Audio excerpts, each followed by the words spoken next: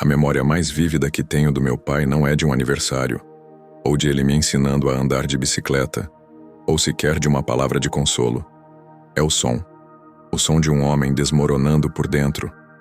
Um som que não é um grito, não é um choro, é um silêncio. Um silêncio tão profundo, tão denso, que engoliu todos os outros ruídos do mundo e deixou apenas o vácuo. E eu estava lá. Eu testemunhei o exato momento em que a alma do meu pai se divorciou do corpo. E foi a minha mãe, com uma única frase dita naquele tom suave e médico que ela usava para falar de coisas feias, quem puxou o gatilho. Esta não é uma história sobre uma família que se perdeu. É a autópsia de uma que nunca existiu. É a confissão de uma filha que olhou para o abismo que seus pais criaram e viu o seu próprio rosto refletido lá no fundo. E a pergunta que me assombra, a que vai me assombrar até o dia em que eu deitar naquele mesmo divã, é: será que algum de nós é realmente capaz de amar ou apenas de performar a memória do amor? Se essa história está te tocando, comenta aqui embaixo de onde você está assistindo e que horas são aí. O carro cheirava a velho. Era o cheiro específico do Volvo 1985 do meu pai. Uma mistura de couro ressecado, gasolina e uma nota amarga de café derramado que nunca saiu completamente do tapete. Naquele dia, porém, outro odor se sobrepôs.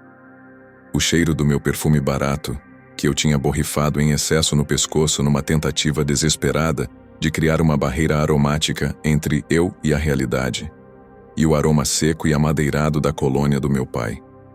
Ele estava sentado ao volante, as mãos firmes nas 10:02, os nós dos dedos brancos de tanto pressionar o couro do volante.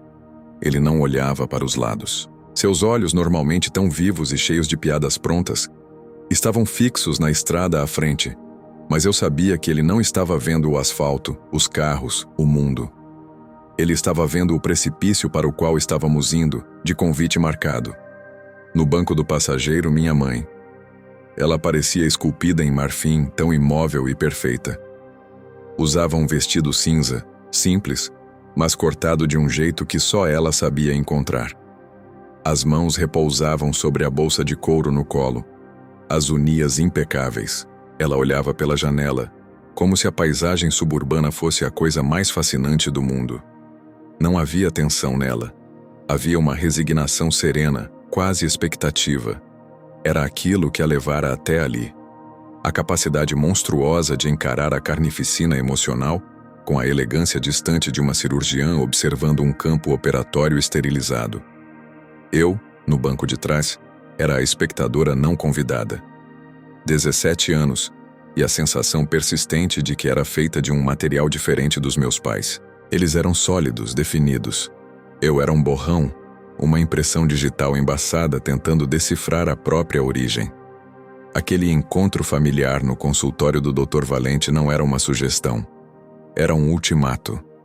O silêncio em casa tinha se tornado tão espesso, tão pesado que começava a rachar as paredes.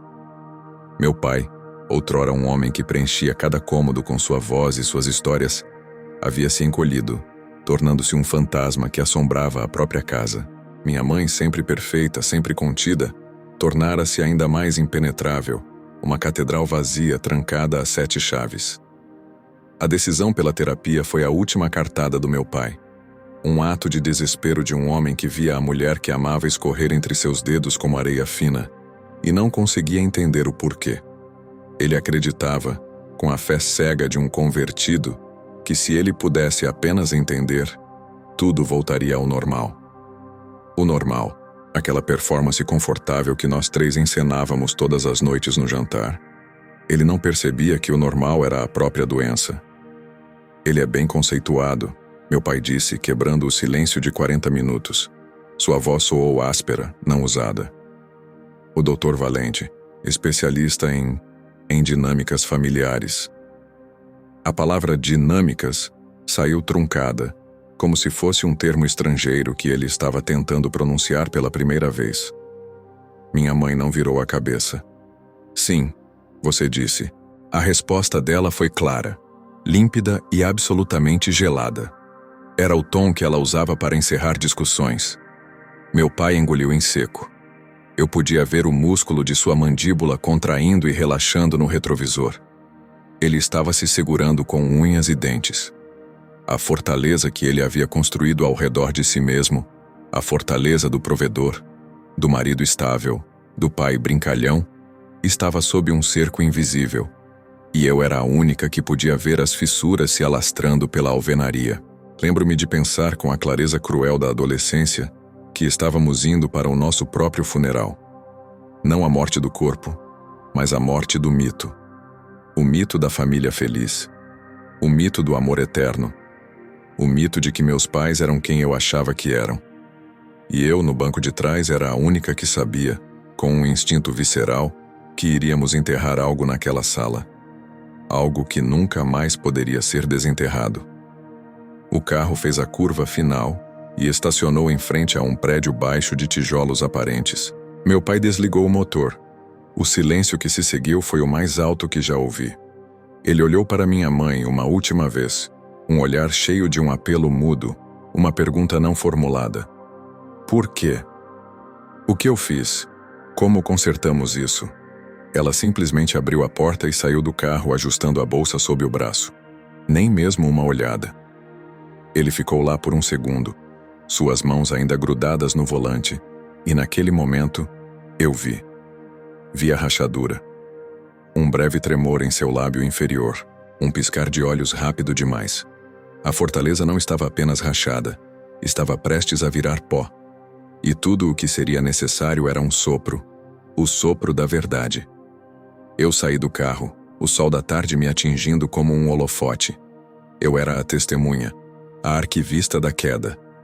E eu não tinha ideia de que, quando a poeira baixasse, eu não reconheceria mais nenhum de nós. A porta do consultório do Dr. Valente não era imponente. Era apenas uma porta, de madeira clara, com uma placa de latão discreta. Mas ela pesava como chumbo. Meu pai estendeu a mão para abri-la, mas hesitou no último segundo, seus dedos pairando a centímetros da maçaneta como se ela estivesse incandescente. Foi minha mãe quem, com um movimento fluido e indiferente, girou a maçaneta e adentrou o espaço. Ela não esperava por ninguém. Ela simplesmente seguia em frente, sempre em frente, como um rio cortando uma rocha. Meu pai e eu trocamos um olhar rápido, o primeiro e último daquela tarde, e o seguimos. O ar dentro da sala de espera era diferente. Não era apenas silencioso, era absorvente. Um silêncio acolchoado, engolido por carpetes grossos e paredes forradas de livros. O cheiro era de papel antigo, de madeira encerada e de um leve aroma de sândalo, como incenso que havia sido apagado horas atrás. Não havia revistas fofoqueiras, nenhum som de rádio ambiente. Havia apenas uma poltrona de couro, uma mesinha lateral com um abajur que emitia uma luz âmbar e quente, e na parede oposta, o retrato. Era uma reprodução em preto e branco, sépia na verdade, de Sigmund Freud.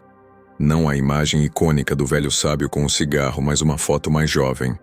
Seus olhos escuros e intensos não olhavam para a câmera. Eles pareciam fixos em algum ponto além do observador, além da própria sala, como se enxergassem os fios invisíveis que nos amarravam uns aos outros, os nós cegos de desejo e repressão que nos constituíam. Aqueles olhos sabiam.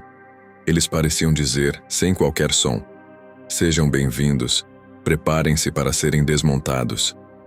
Sentamo-nos. Meu pai na ponta da poltrona, o corpo rígido, as mãos apoiadas nos joelhos. Minha mãe, perfeita e ereta em uma das cadeiras laterais, as costas não tocando o encosto, as pernas cruzadas no tornozelo. Eu me afundei na outra cadeira, tentando me fazer pequena, invisível. O som do tic-tac de um relógio de pêndulo, em algum canto oculto da sala, marcava o tempo com uma precisão cruel.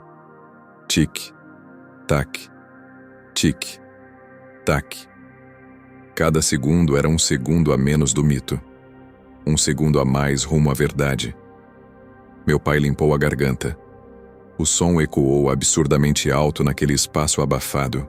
Lugar aconchegante. Ele tentou. Sua voz um sussurro áspero. Minha mãe não respondeu. Ela examinava as estantes, seus olhos percorrendo as lombadas dos livros. Além do princípio do prazer, 3 ensaios sobre a teoria da sexualidade, a interpretação dos sonhos. Ela parecia uma aluna prestes a fazer um exame para o qual estava perfeitamente preparada. A porta interna do consultório se abriu silenciosamente. O homem que apareceu não era o que eu esperava. O doutor Valente era jovem, talvez na casa dos 40, com cabelos escuros e bem cortados, e um rosto aberto e calmo. Usava óculos de aro fino e um suéter sobre uma camisa. Não o jaleco branco ou a barba de psicanalista clichê. Sua presença era tranquila, não autoritária. Mas seus olhos, assim como os de Freud na parede, eram perceptivos. Eles pousaram em cada um de nós rapidamente, absorvendo a cena. A tensão palpável do meu pai, a serenidade glacial da minha mãe, o meu mudo pânico. "Família Silva?" ele perguntou, sua voz um contralto suave. Meu pai levantou-se tão rápido que quase tropeçou. "Sim, Dr. Valente. Muito prazer. Eu sou Roberto, esta é minha esposa, Helena, e minha filha, Sofia." Ele gaguejou levemente ao dizer esposa. O Dr. Valente cumprimentou cada um de nós com um aceno de cabeça. Seu aperto de mão foi firme, mas não dominador. Seus olhos pararam em mim por uma fração de segundo a mais. Era como se ele soubesse que eu era a testemunha, a gravadora silenciosa daquela tragédia. Ele nos conduziu para o consultório.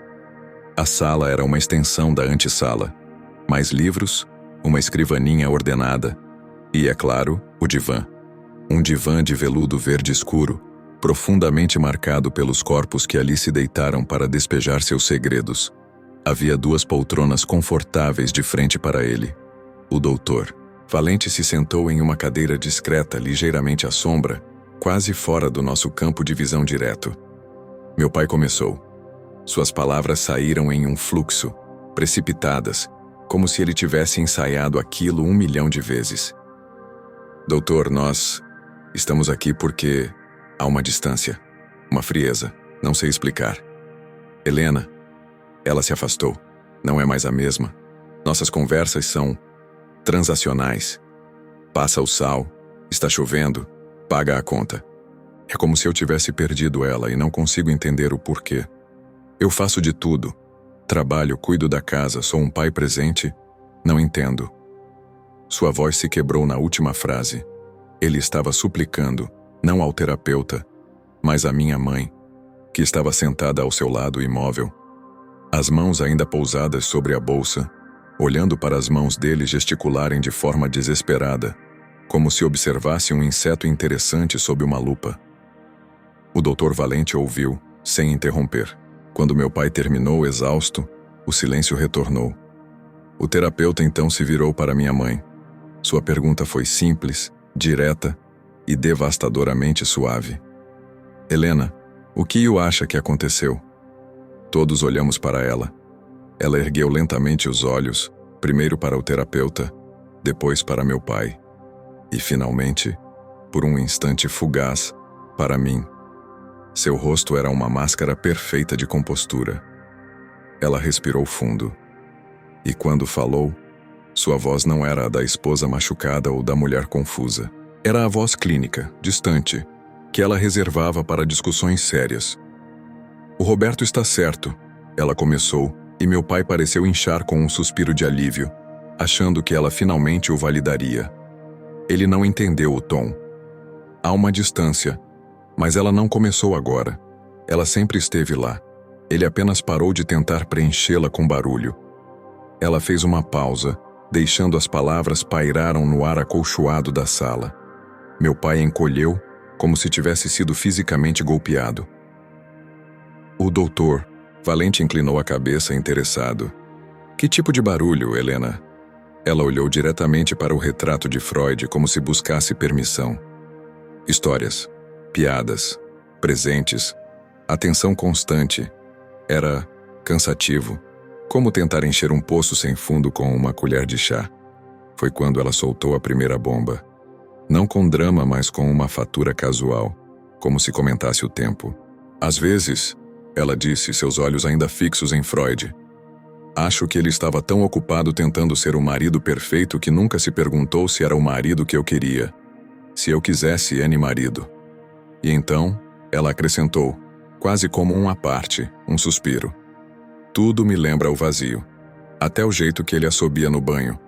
É o oposto completo do silêncio do Lucas. O nome. Lucas. Ele ecoou na sala silenciosa como um disparo. Um nome comum, banal. Mas a forma como ela o disse foi carregada de uma intimidade, uma dor tão antiga e tão profunda que pela primeira vez naquela tarde, sua voz vacilou. Um microtremor. Quase imperceptível. Meu pai paralisou. Seu rosto, que antes era uma tela de ansiedade e confusão, ficou instantaneamente pálido, vazio.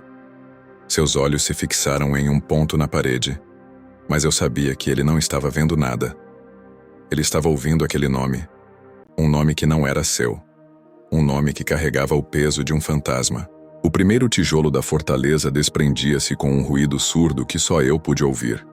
O nome pairou no ar como fumaça de um incêndio que acabara de começar. Lucas. Não foi um grito, nem um sussurro carregado de drama. Foi uma constatação.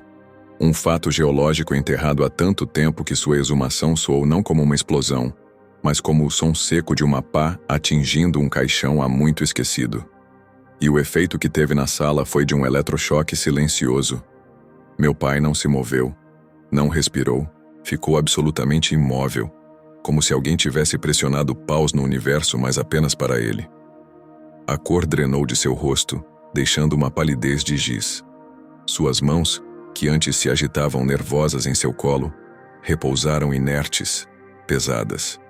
Seus olhos, que momentos antes suplicavam por entendimento, vidraram. Ele não olhava mais para minha mãe, nem para o terapeuta. Ele olhava para o vazio, para o ponto exato no espaço onde aquela palavra, Lucas, havia materializado um fantasma. Eu podia quase ver o cérebro dele trabalhando, tentando processar, tentando encaixar aquela peça alienígena no quebra-cabeça da sua vida. Lucas. Quem é Lucas? Que Lucas? Por que ela diz esse nome com essa voz? O Dr. Valente, perceptivo como um predador de nuances, não perdeu o microtremor na voz da minha mãe, nem a petrificação do meu pai. Ele inclinou-se ligeiramente para a frente, seu corpo ainda relaxado, mas sua atenção agora era um laser. Lucas? Ele repetiu, sua voz suave como veludo, tentando embalar aquele nome de volta para a sala, torná-lo menos ameaçador, mais maleável. Quem é Lucas, Helena? Minha mãe fechou os olhos por um breve instante, um suspiro quase inaudível escapando de seus lábios. Não era um suspiro de exasperação, mas de cansaço. O cansaço de carregar um peso por décadas. Lucas era... Ela começou, e então hesitou. Pela primeira vez naquela tarde, a máscara de compostura perfeita mostrou uma rachadura, uma fenda minúscula por onde vazava uma dor genuína, não performada. Lucas era antes do Roberto, antes de tudo isso, antes de tudo isso. A frase ecoou, definindo implicitamente a vida que ela tinha construído com meu pai como uma construção, um acidente de percurso. Meu pai contraiu-se como se tivesse levado um soco no estômago. Um som baixo, um gemido abafado, saiu de sua garganta. Era o som de um animal ferido. Antes, o Dr. Valente ecoou, incentivando-a, sem julgamento. Sim, ela disse, abrindo os olhos. Eles estavam um pouco úmidos, mas não havia lágrimas. Era como se a fonte de suas lágrimas tivesse secado há muito tempo. Lucas era da faculdade, filosofia. Ele tinha uma quietude. Roberto preenche os espaços com som. Lucas preenchia os espaços com presença. Eles eram opostos completos. Cada palavra era um prego no caixão da autoestima do meu pai. Ele não era mais Roberto, o marido, o provedor. Ele era o Roberto, uma entidade barulhenta, o oposto de algo que era definido por quietude e presença. Eu me encolhi na minha poltrona, querendo desaparecer, querendo gritar para ela parar. Mas ao mesmo tempo, horrivelmente, querendo ouvir mais. Esta era a história secreta da minha própria existência. A história que nunca me contaram. E o que aconteceu com Lucas?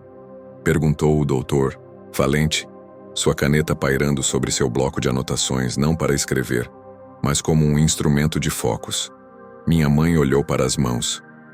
Meu pai não aprovava. Lucas não era adequado. Não vinha de uma boa família. Não tinha ambição da forma que meu pai definia. Ela usou aspas imaginárias com um leve movimento dos dedos, um gesto de desprezo sutil por aqueles valores. Ele me deu um ultimato: terminar com Lucas ou... Ela fez uma pausa e pela primeira vez seu olhar fugaz pousou em mim. Ou ele me cortaria. Financeiramente, emocionalmente. Eu era jovem, tive medo. O silêncio que se seguiu foi diferente do anterior.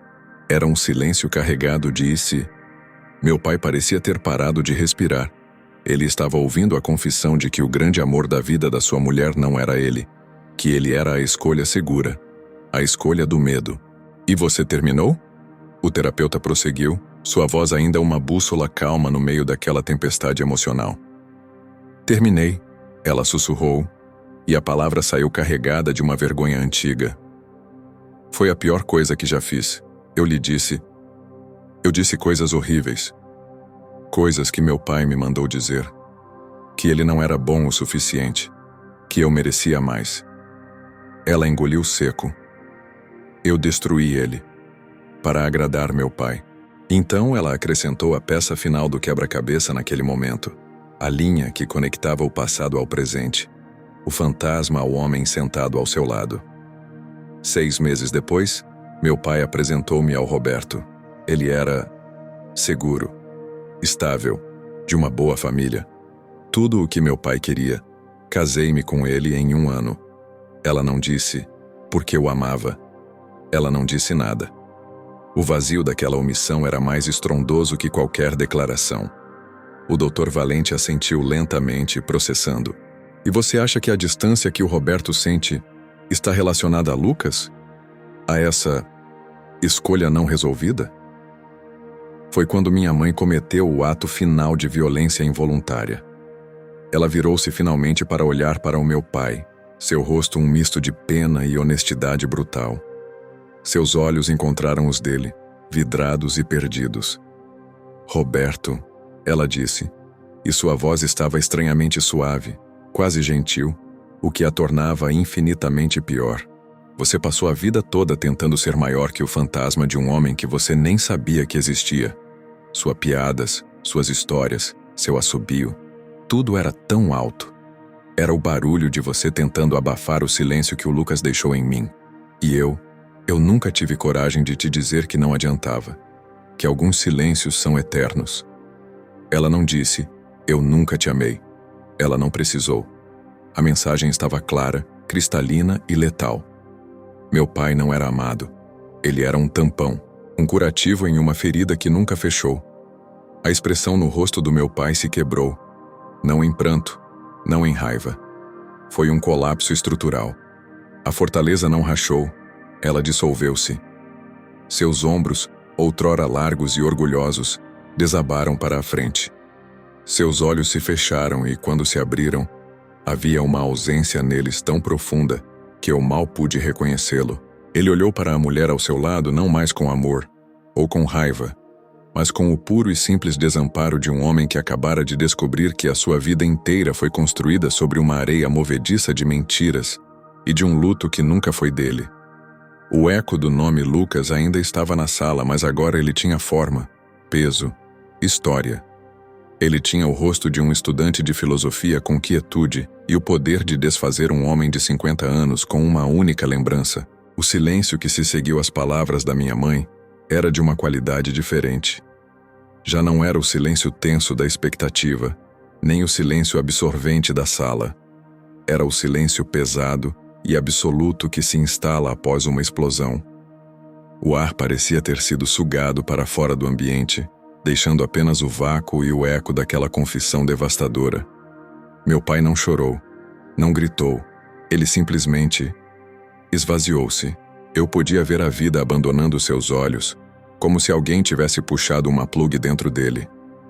Seu corpo, antes tão presente e expansivo, encolheu na poltrona, tornando-se menor, frágil. Ele era um rei que descobriu de repente que seu reino era uma miragem e seu trono, uma caixa de papelão. O Dr. Valente permitiu que o silêncio reinasse. Ele sabia que aquela pausa era necessária. Era o tempo que a mente leva para tentar, em vão, reorganizar os cacos de uma realidade que acabara de ser estilhaçada. Seus olhos, por trás dos óculos de aro fino, observavam meu pai com uma atenção clínica, mas não isenta de compaixão.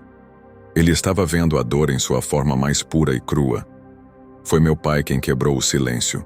Sua voz não era mais a do homem confiante que entrara no consultório.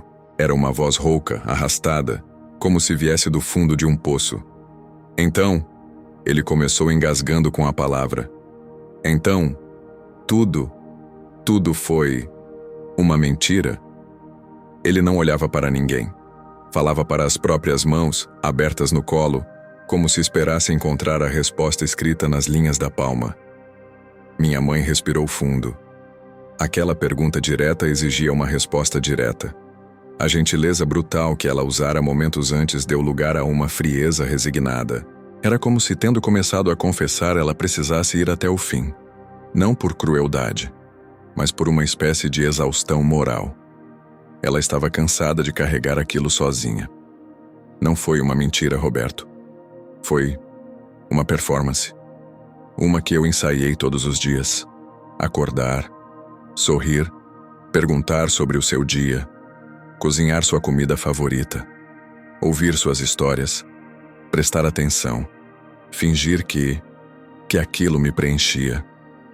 Ela fez uma pausa e seu olhar perdeu o foco, voltando-se para dentro. A mentira não era você. A mentira era eu dentro desse casamento. Cada palavra era um golpe de martelo. Meu pai encolhia-se mais a cada uma. Eu sentia um nó de angústia e raiva na garganta. Raiva dela por sua crueldade passiva. Raiva dele por sua cegueira voluntária. Raiva de mim por estar ali, testemunhando a autópsia dos meus próprios pais. E o amor, Helena? A voz suave do Dr. Valente interveio, direcionando a questão para o cerne da ferida. Você sentiu amor por Roberto em algum momento? Afeto, carinho? Minha mãe pensou por um longo momento. A pergunta parecia genuinamente difícil para ela. Carinho? Sim, ela admitiu, relutantemente. Como se sente por um companheiro de quarto de longa data. Alguém com quem se compartilha uma vida, um espaço. Alguém de quem se gosta. Mas amor? Ela balançou a cabeça lentamente e, pela primeira vez, uma lágrima real, não performada, welled up em seu olho. Ela não a deixou cair. O amor eu enterrei com o Lucas. O que eu senti pelo Roberto foi gratidão, por ser um bom pai, por ser um bom provedor, por não ser violento ou infiel, e culpa. Ela finalmente disse a palavra. Culpa. Ela pesou na sala como um bloco de concreto. Culpa? O terapeuta ecoou. Culpa por não amá-lo como ele me amava. Culpa por cada beijo que eu dava pensando em outro. Culpa por cada eu te amo que saía da minha boca e soava falso nos meus próprios ouvidos. Culpa por roubar dele a chance de ser amado de verdade por alguém. Ela olhou para o meu pai, e havia uma centelha de algo que se parecia com remorso em seu olhar. Você merecia mais, Roberto. Você merecia alguém que olhasse para você e visse o sol, não a sombra de outro homem. Foi a coisa mais próxima de um elogio que ela lhe fez naquela tarde, e foi a mais cruel de todas. Era a confissão final de sua fraude. Ela não estava apenas admitindo que não o amava, estava admitindo que ele era, fundamentalmente, amável, e que ela fora a ladra que roubou essa possibilidade dele. Meu pai pareceu não ouvir a parte sobre merecer mais. Ele ouviu apenas sombra de outro homem. Seu rosto contraiu-se em uma máscara de dor tão raw que eu desviei o olhar. E eu? Ele sussurrou, sua voz quebrada. O que eu era para você? Em todos esses anos, o que eu era? A pergunta era um último desesperado apelo por significado.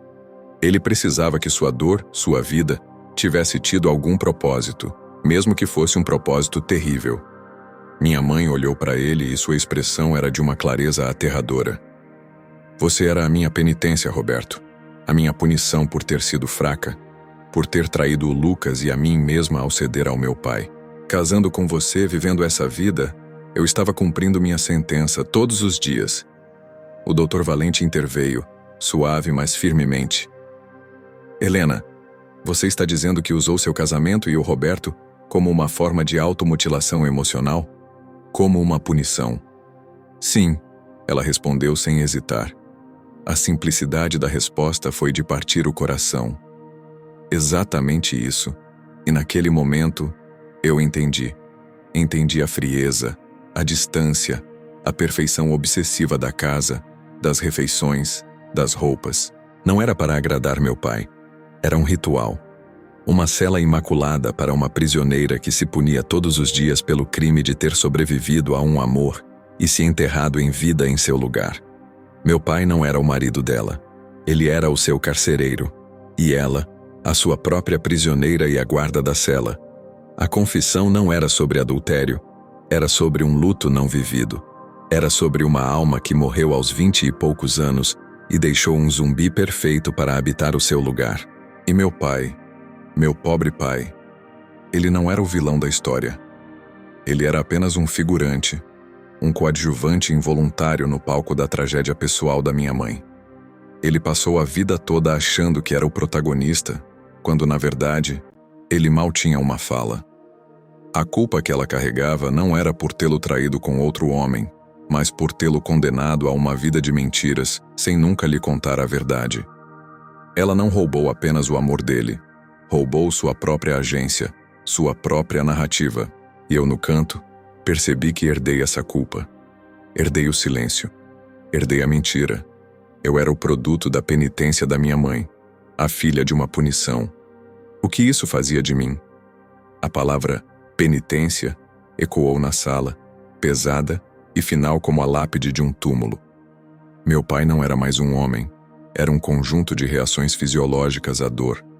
Eu podia ver o pulso acelerado batendo em sua têmpora, as veias salientes em suas mãos que se apertavam com força branca nos braços da poltrona. Ele estava tentando, com toda a força física que lhe restava, não se desintegrar ali mesmo na frente de todos nós. A respiração dele era superficial, ofegante, como a de um homem prestes a ter um ataque de pânico. O Dr. Valente manteve a calma, mas sua postura estava um pouco mais rígida.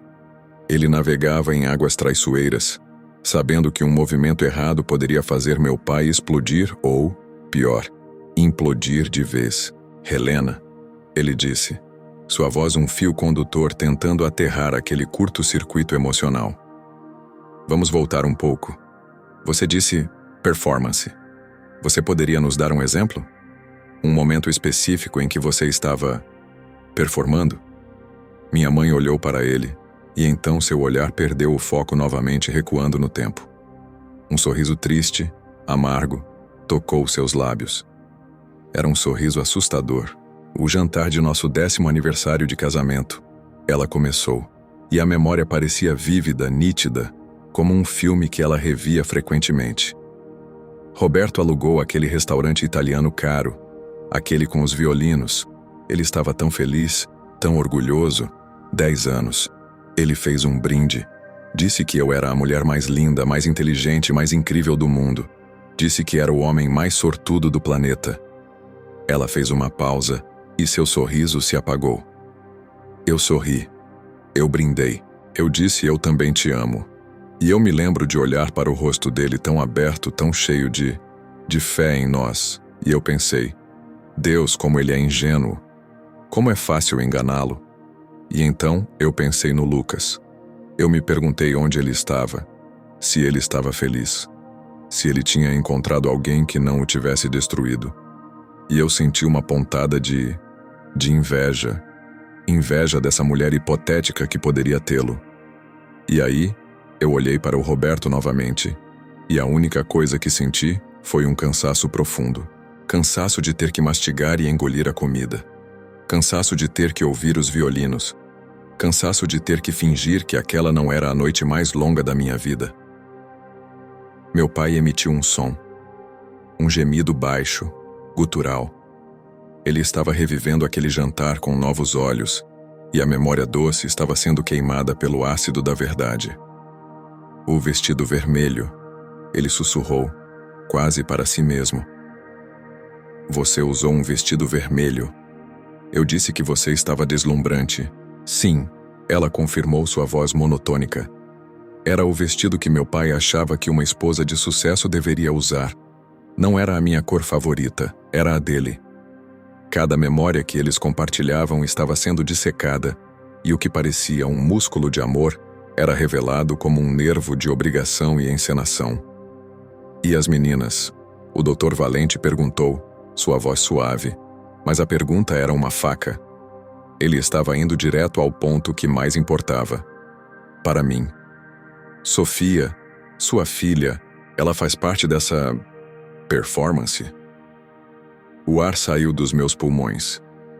Eu me endireitei na poltrona, meu coração batendo forte. Meu pai levantou a cabeça, seus olhos vermelhos e inchados encontrando os dela, implorando silenciosamente por uma única âncora de verdade em todo aquele mar de mentiras. Minha mãe olhou para mim. Pela primeira vez, seu olhar não era distante ou clínico. Havia uma centelha de algo complexo, algo que se parecia com amor, mas também com dor, e sim, com culpa. Não, ela disse, e a palavra soou firme, definitiva. As meninas, elas eram diferentes, elas eram reais. Ela voltou-se para o terapeuta.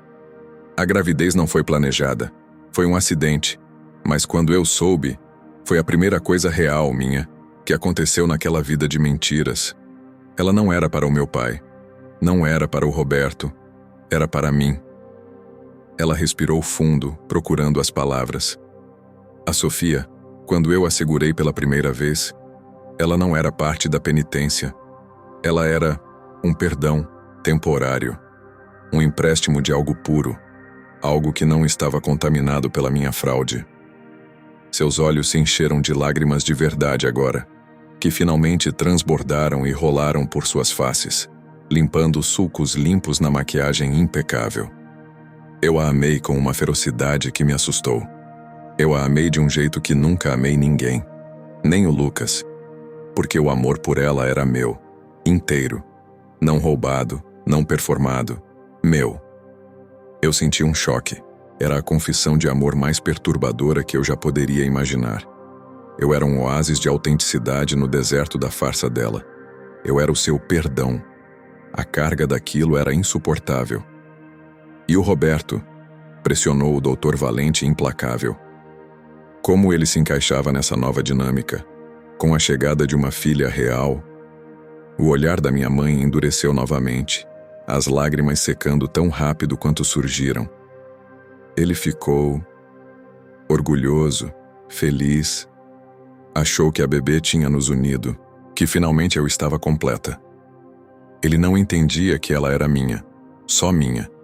Ele era um espectador. Um visitante bem-vindo, mais um visitante.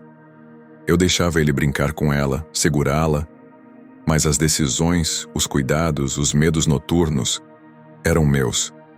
Era o meu território. O único pedaço de terra verdadeira que eu tinha naquele mundo falso. Ela olhou para o meu pai. Você nunca percebeu, não é?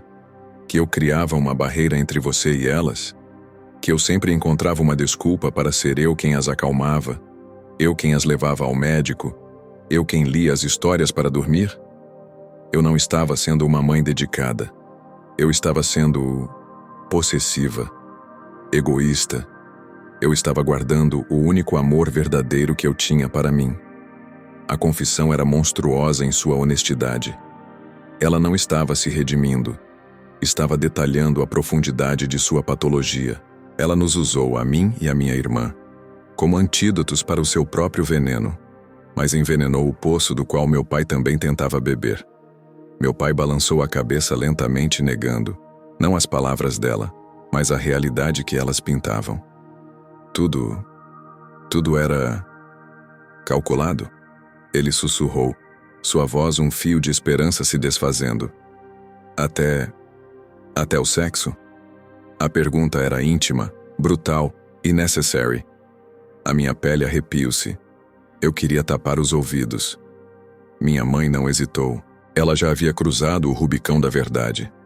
Especialmente o sexo, ela disse, sua voz clínica retornando. Era a parte mais difícil da performance. Fechar os olhos e deixar a mente vagar.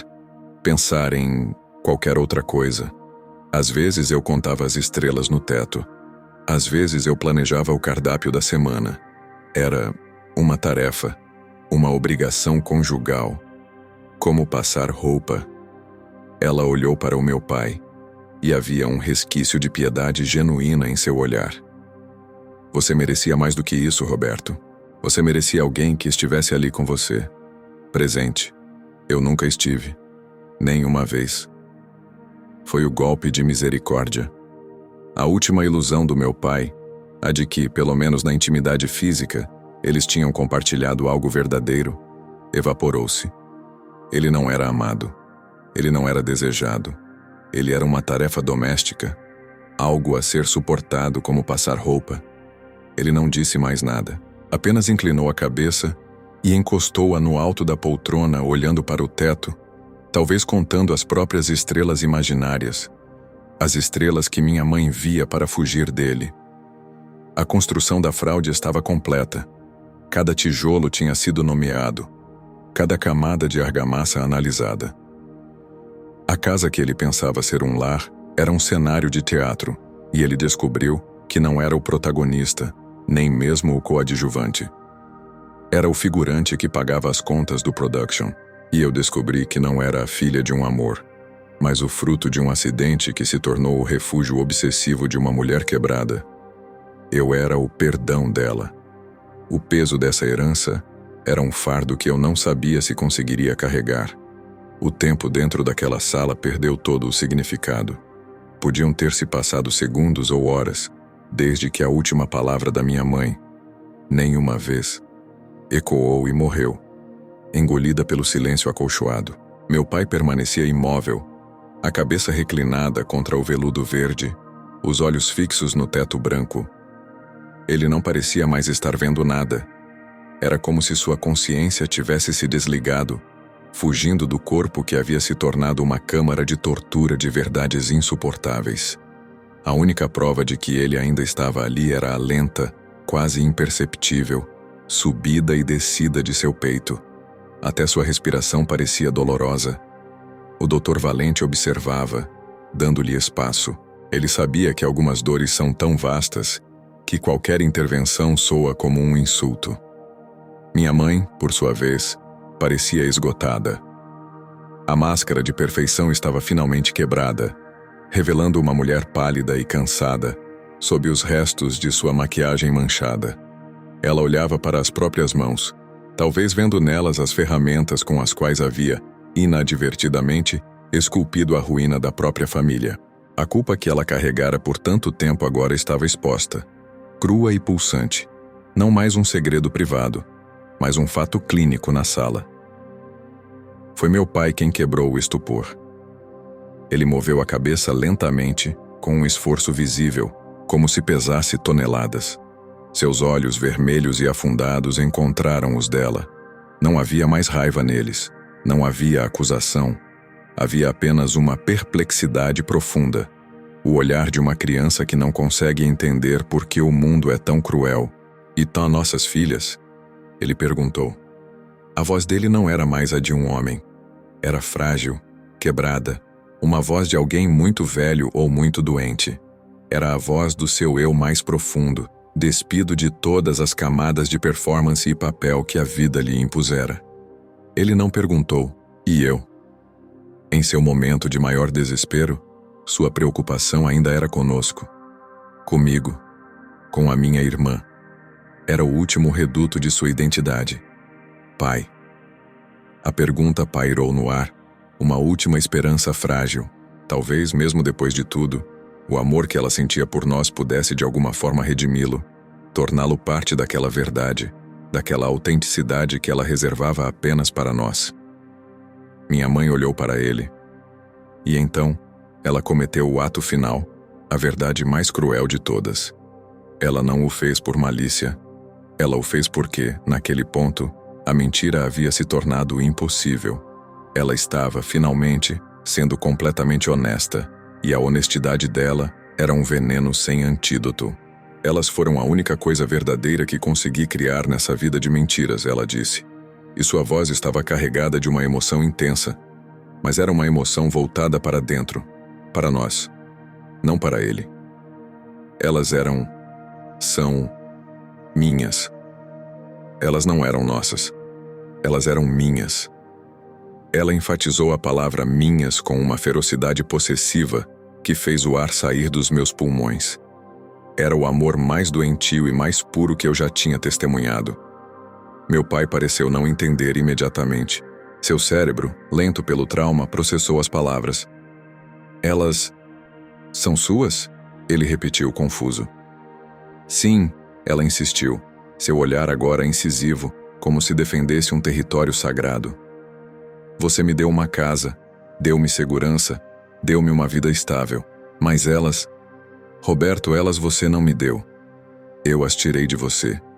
Eu as roubei para mim. Cada sorriso, cada segredo, cada medo noturno era meu. Você era o provedor. O pai amigável que chegava em casa e brincava antes do jantar. Mas o cerne delas, a essência, era minha. Só minha. Eu não compartilhei. Eu guardei. Foi então que a última fortaleza desmoronou. A compreensão finalmente atingiu meu pai como um raio. Ele não era apenas o marido não amado, o amante não desejado. Ele também era, em um nível fundamental, um pai não essencial.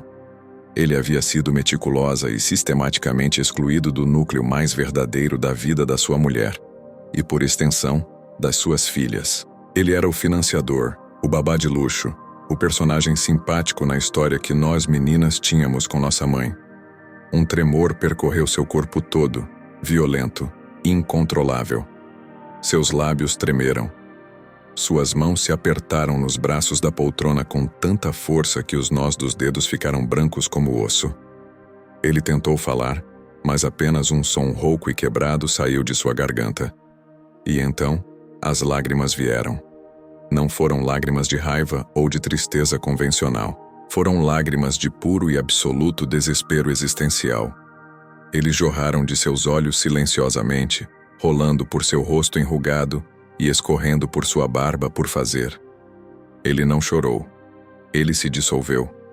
Seu corpo foi sacudido por soluços mudos, espasmos de uma agonia tão profunda que era quase obscena de se testemunhar.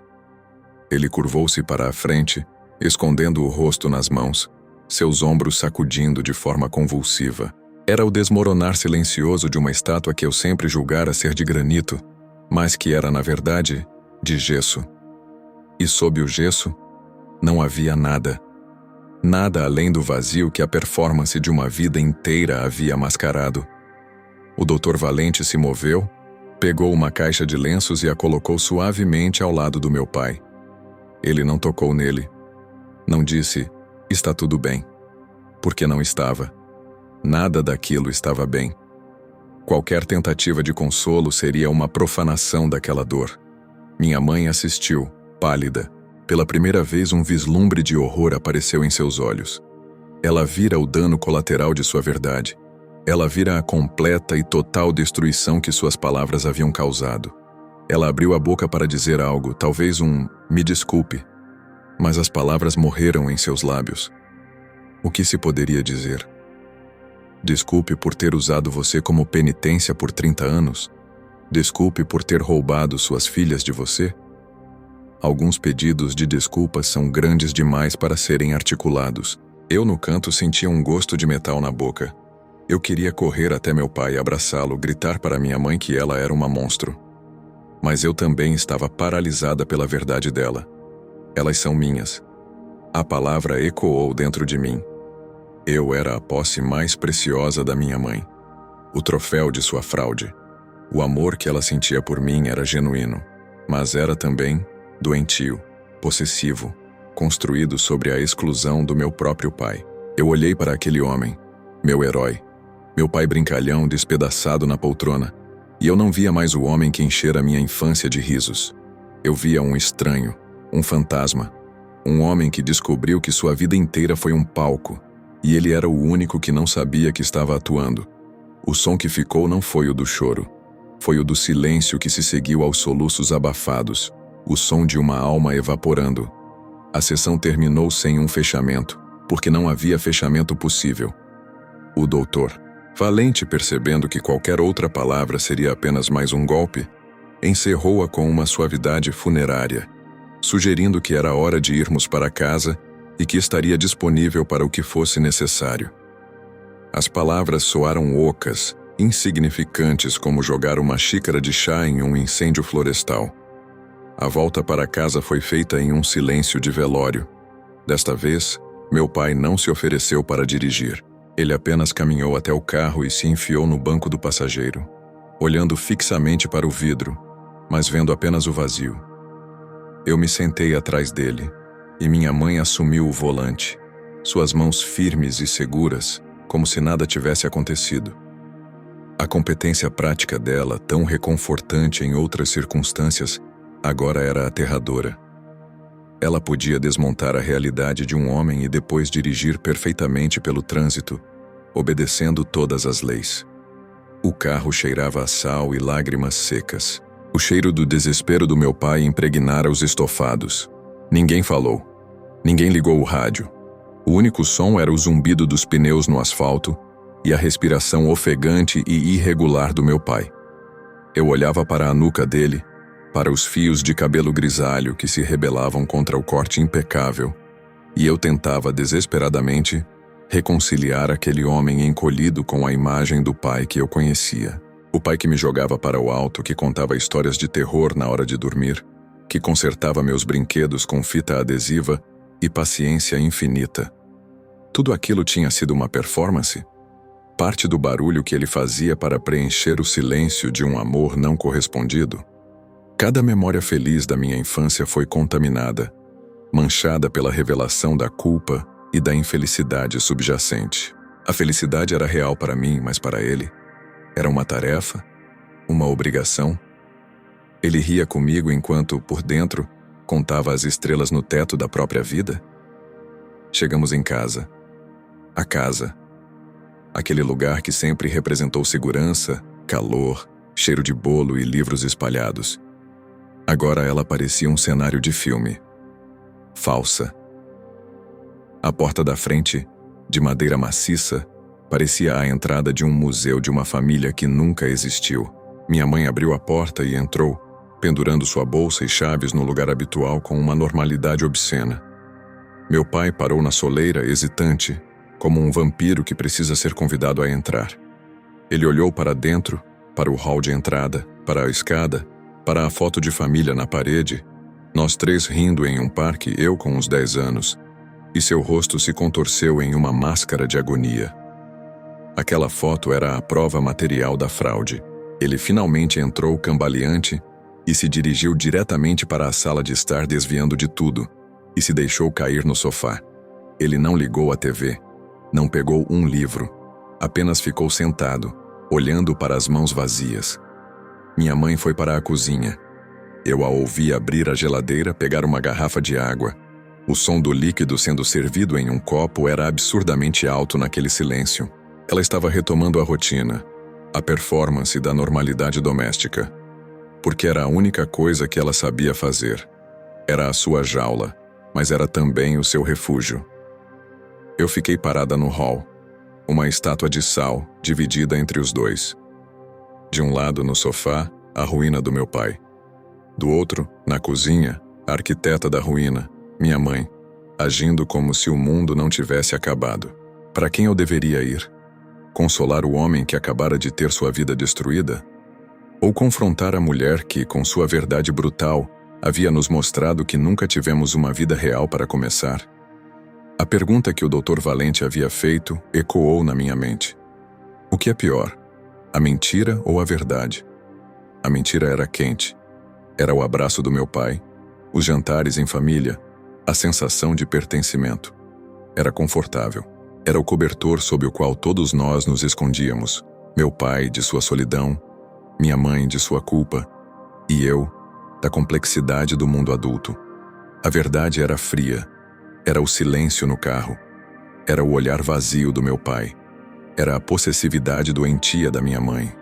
Era a descoberta de que eu não era o fruto do amor, mas o prêmio de consolação de uma mulher quebrada, o troféu roubado de um homem que pensava ser um pai. Naquele momento, eu não sabia a resposta.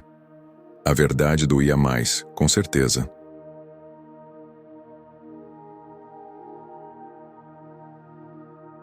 Ela cortava como um vidro, mas a mentira era um câncer. Ela apodrecia tudo por dentro, silenciosamente, até que não restasse nada de verdadeiro. Minha mãe saiu da cozinha e parou na porta da sala, olhando para o meu pai. Ela segurava um copo de água. "Quer água, Roberto?" Ela perguntou. Sua voz era suave, quase maternal. Era a voz que ela usava quando eu estava doente. Ele não respondeu. Não a olhou. Ele simplesmente continuou olhando para o nada. Ela colocou o copo na mesa de centro, ao lado dele, e recuou, como se ele fosse uma fera imprevisível. Ela então olhou para mim, seus olhos buscando... O quê? Compreensão? Aliança? A confirmação de que eu era dela, que estávamos do mesmo lado? Eu não pude retribuir o olhar. Eu desviei os olhos olhando para a foto na parede. Para a menina de 10 anos, segurando a mão do pai e da mãe, sorrindo como se o mundo fosse perfeito. Eu odiei aquela menina por sua ingenuidade. Eu a invejei por sua felicidade. A culpa que minha mãe carregava por não amar meu pai agora transbordava e me atingia. Eu me sentia culpada por cada momento de felicidade que eu tive com ele, sabendo que para ele, cada um daqueles momentos era tingido pelo esforço e pela dor não percebida. Eu me sentia culpada por ser a coisa verdadeira da minha mãe, o que a permitiu perpetuar a fraude por tanto tempo. Eu era cúmplice. Meu pai finalmente se moveu. Ele pegou o copo de água. Suas mãos tremiam tanto que a água balançou e um pouco derramou em sua calça. Ele não pareceu notar. Ele levou o copo aos lábios e tomou um gole, mecanicamente, como se estivesse seguindo um script de como um ser humano deveria se comportar. E eu percebi, com um frio na espinha, que a performance não tinha terminado. Ela só tinha mudado de elenco. Agora, meu pai era quem estava atuando a persona de um homem que ainda está vivo.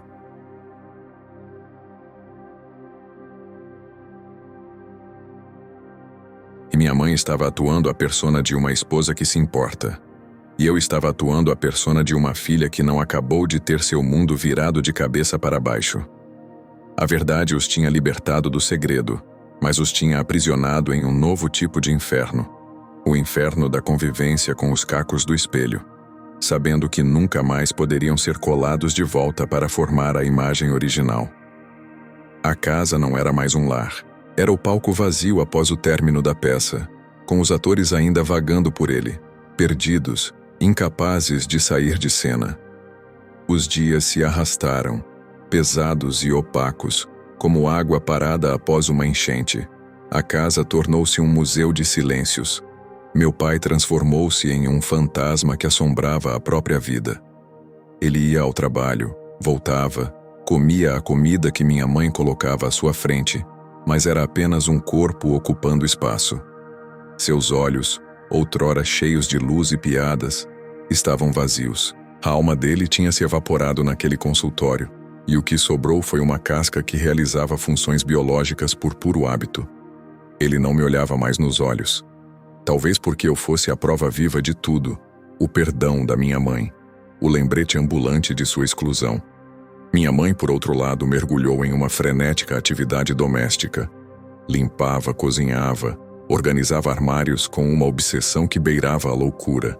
Era como se ela tentasse, através da ordem externa, controlar o caos interno que ela mesma havia desencadeado.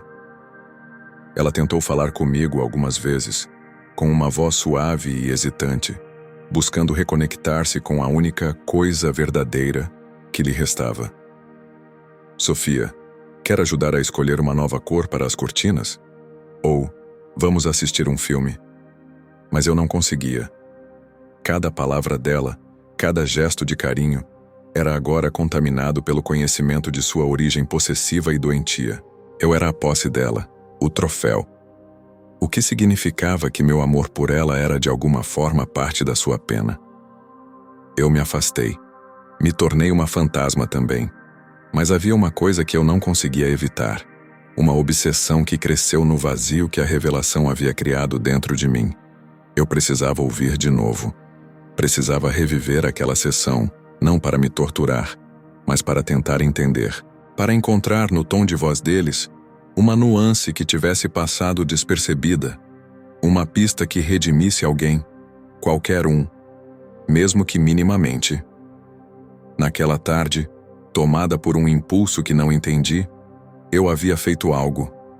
Enquanto meus pais estavam absortos em sua própria agonia, eu peguei discretamente meu velho celular, ativei o aplicativo de gravação e o deixei sobre a mesa de centro, parcialmente escondido por uma revista. Eu não sabia se a qualidade seria boa, se pegaria tudo, mas pegou.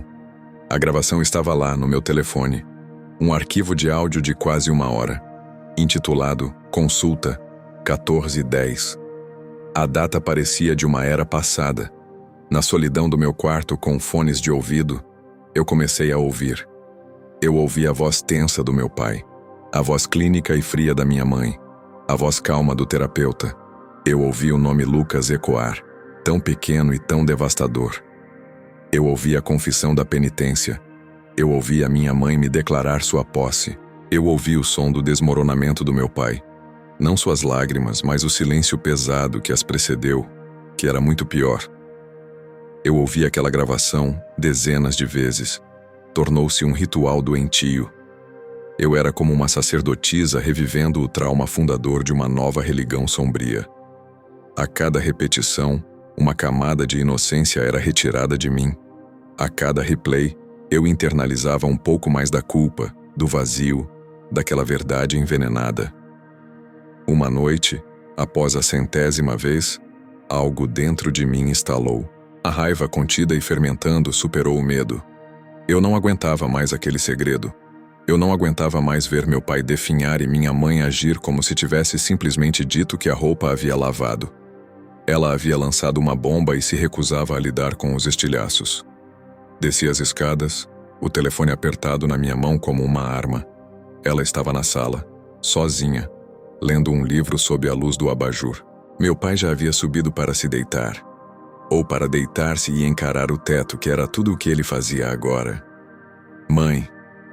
Ela ergueu os olhos, surpresa por eu tê-la procurado. Um lampejo de esperança apareceu em seu rosto. Sofia. Oi, querida. Está tudo bem? A pergunta era tão absurda, tão desconectada da realidade que a raiva dentro de mim ferveu. Não, eu disse, minha voz trêmula, mas firme. Nada está bem. Você destruiu ele. O lampejo de esperança se apagou, substituído por uma defensividade imediata. Ela fechou o livro. Sofia. Aquilo era algo que precisava ser dito. Era a verdade. A verdade dói, mas é necessária. Verdade? Eu cuspi a palavra. O que você sabe sobre verdade? Você passou a vida toda mentindo. Ela ficou pálida. Eu sei que foi difícil de ouvir. Difícil? Eu quase gritei, baixando a voz imediatamente para não acordar meu pai. Você o aniquilou. E depois vem me perguntar se quero escolher cortinas? Você vive em que planeta? E então, eu levantei o telefone. Eu ouvi. Tudo. De novo e de novo. Seus olhos se arregalaram de verdadeiro pânico. O que você fez? Gravei você destruindo meu pai. Gravei você dizendo que eu era sua, como se eu fosse um objeto que você roubou. Ela se levantou, vacilando. Sofia, por favor, não era bem assim. Era exatamente assim. Eu cutuquei a tela do telefone, fazendo a gravação voltar alguns segundos. A voz dela, fria e possessiva, saiu dos alto-falantes. Elas eram minhas, só minhas. Eu não compartilhei. Eu guardei. O som da própria voz confessando aquela perversão no ambiente aconchegante da sala de estar foi um choque para ela. Ela recuou como se tivesse levado um tapa. Desliga isso. Ela ordenou com a voz estridente. Por quê? É a verdade, não é? A verdade que dói, mas é necessária. Eu retruquei, usando as palavras dela contra ela. Foi então que ela quebrou. A frieza, a compostura, a resignação, tudo desmoronou. Ela desabou no sofá e um choro convulsivo, diferente das lágrimas calculadas do consultório, tomou conta dela. Era feio, descontrolado, cheio de soluços e de uma agonia raw. Você não entende?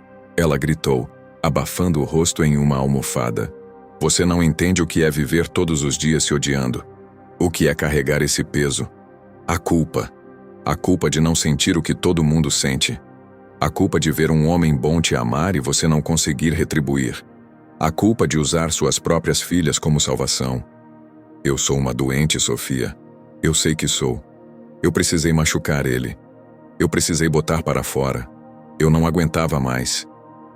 Eu a olhei, paralisada, a raiva dando lugar a um horror gelado. Ela não estava se justificando. Ela estava confessando. Ela sabia que era monstro. E essa consciência era a sua própria pena. E então ela disse a coisa que mudou tudo. Ela ergueu o rosto, inchado e devastado, e olhou para mim com uma lucidez terrível. E você acha que não sei o que eu fiz com você? Que não sei que o meu amor por você é tão doente quanto a minha falta de amor por ele? Eu te sufoquei, Sofia. Eu te amei tanto porque não amava mais ninguém. Eu te tornei a minha única razão de viver. E isso é o fardo mais cruel que uma mãe pode colocar em uma filha. Eu não te libertei. Eu te coloquei na minha própria prisão. Você não é minha posse. Você é minha refém. Ela engoliu em seco, ofegante. Agora você sabe. A verdade completa. Sua mãe é uma mulher egoísta, quebrada e doentia, que destruiu o marido e aprisionou a filha em nome de uma culpa que nunca vai embora. Essa é a sua herança, Sofia. O vazio, a culpa e o conhecimento de que o amor mais intenso que você já conheceu veio de um lugar podre. Ela se encolheu no sofá, chorando baixinho. Um ser humano finalmente reduzido à sua essência mais crua e quebrada. Eu fiquei parada, o telefone pendurado inutilmente na minha mão. A gravação não importava mais. Ela havia me dado a confissão final, de graça, e era muito pior do que eu poderia ter imaginado. A provocação não era mais uma questão de mentira versus verdade. Era muito mais sombrio. Era sobre como o mais puro amor que você já conheceu pode ser, em sua origem, a coisa mais doentia de todas. E o que você faz com esse conhecimento? Como você ama de volta? Como você vive sabendo que o abraço que te confortava era, na verdade, uma corrente? A minha herança não era o amor da minha mãe. Era a culpa dela. E eu, assim como meu pai, agora afundava nela. A gravação ainda está no meu telefone. Às vezes, eu ainda ouço. Não para reviver a dor, mas para me lembrar de que a verdade é um animal multifacetado e que raramente nos liberta como esperamos. Ela veio não como um rio que limpa, mas como um terremoto que redefine permanentemente a paisagem. Meu pai nunca se recuperou. Ele se mudou para um apartamento pequeno. Visitamos ele aos domingos. Falamos sobre o tempo. É educado. É distante. É o que sobrou. Minha mãe e eu vivemos juntas naquela casa-museu. É um silêncio diferente agora. Um silêncio de cumplicidade doentia. Ela cozinha para mim. Eu como. Ela às vezes tenta me tocar, um carinho no cabelo, e eu não me afasto mais, mas também não me aproximo. É o que sobrou. O twist final não é um segredo revelado, mas uma pergunta que me assombra. Quem é mais culpado? A mãe que, atormentada por uma culpa ancestral, construiu uma vida de mentiras para se punir, amando de forma possessiva e destruidora. O pai que, cego por seu próprio amor e necessidade, nunca quis ver a pessoa real ao seu lado, preferindo o conforto da performance. Ou a filha que, herdeira desse vazio, agora repete os padrões, observando o mundo com desconfiança, vendo performances em todo gesto de afeto, incapaz de aceitar amor sem questionar sua origem doentia? A provocação que deixo para você é esta. Nós todos somos performers em algum nível. Quais mentiras você escolhe viver para não encarar o vazio? E o que aconteceria se, como minha mãe, você parasse de performar um dia? Você libertaria alguém? Ou apenas trocaria sua própria jaula por uma cela de vidro, onde todos podem ver, mas ninguém pode tocar? O amor que você recebe é real? Ou é apenas o barulho que alguém faz para preencher o silêncio de outra pessoa? Pense nisso, enquanto você ainda pode.